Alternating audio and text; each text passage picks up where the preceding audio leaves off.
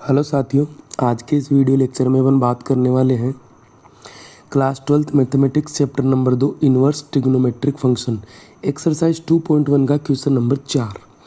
Ten inverse minus root 3 का मुख्य मान हमें ज्ञात करना है। तो देखो, इस प्रश्नों को करने के लिए सबसे पहला काम है, इसको अपन y के बराबर मान लेते हैं।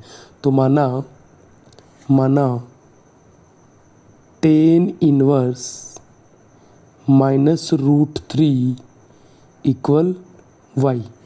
तो हम इसको इस प्रकार से भी लिख सकते हैं, y बराबर टेन इन्वर्स माइनस रूट 3। अब देखो, ऐसे प्रश्नों को हल करने के लिए सबसे बेस्ट तरीका मैंने आपको बता रखा है कि बाहर यदि टेन इन्वर्स चल रहा तो अंदर टेन बना लो, ताकि वो कैंसिल हो जाए और अपना मुख्य मान निकल के आए। फिर अपन रेंज चेक कर लेंगे, ठीक है।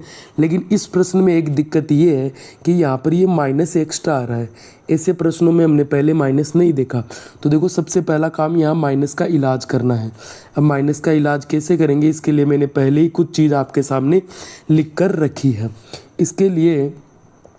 इसके लिए अपन एक ट्रिक भी याद रखते हैं। अब देखो, ये अजीब अजीब से फॉर्मूले हैं, ये इतने फॉर्मूले याद रखना थोड़ा सा मुश्किल हो जाता है। लेकिन यदि इन्हीं को अगर ट्रिक से याद किया जाए तो ये फॉर्मूले सबसे आसान है।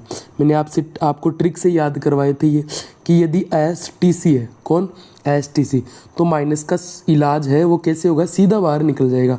एस टी सी में कौन कौन आता है, जैसे साइन इन्वर्स है, एस का मतलब साइन इन्वर्स, टी का मतलब टेन इन्वर्स।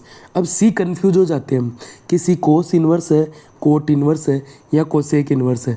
तो अपन एक काम करेंगे, इसे ट्रिक से याद रख लेंगे।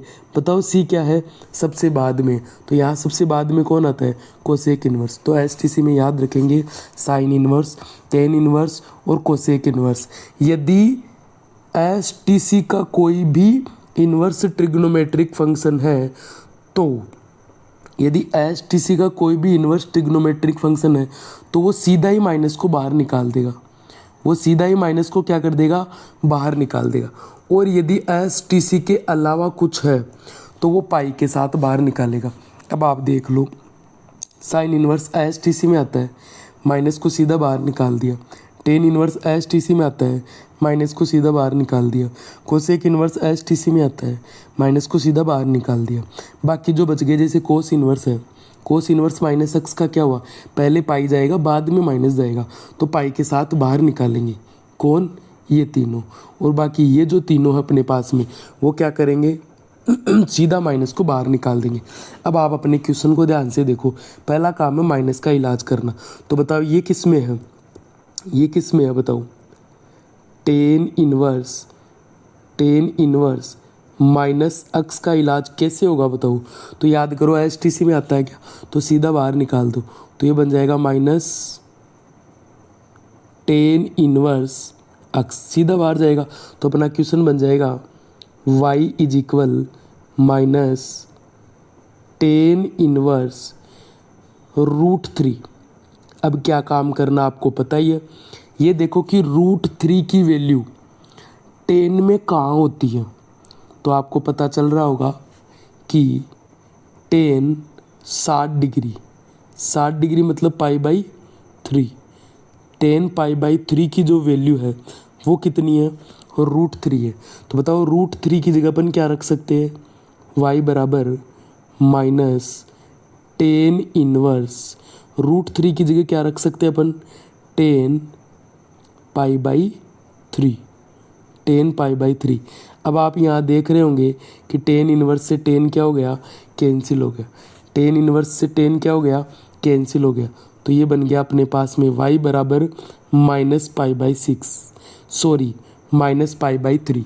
माइनस पाई बाई 3 मतलब माइनस 60 डिग्री। अब ये देखो कि 10 इन्वर्स की रेंज क्या है। तो 10 इन्वर्स की रेंज क्या है वो देखेंगे।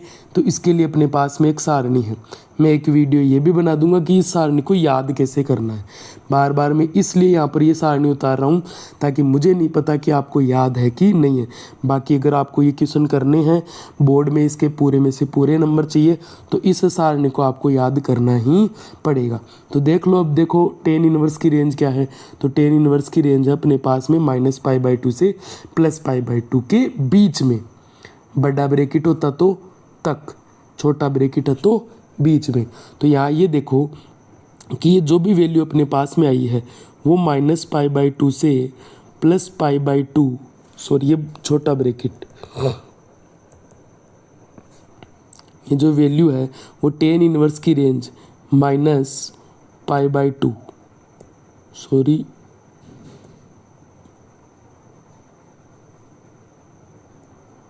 -π/2 से +π/2 के बीच में ही है कि नहीं है।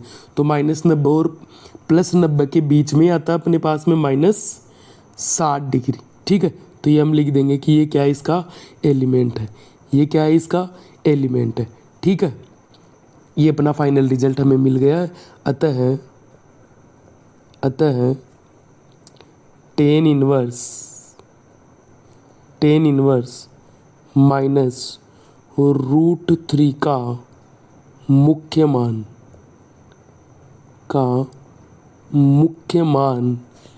-π/3 है। बात समझ में आ गई? आई होप ये वीडियो आपको अच्छी तरीके से समझ में आ गया होगा, क्वेश्चन पूरा आपको समझ में आ गया होगा। इसी टाइप के क्वेश्चन देखो बोर्ड की परीक्षा में आएंगे, ठीक है। तो मिलेंगे नेक्स्ट वीडियो में, तब तक के लिए अपनी तैयारी को और भी बेहतर बनाओ।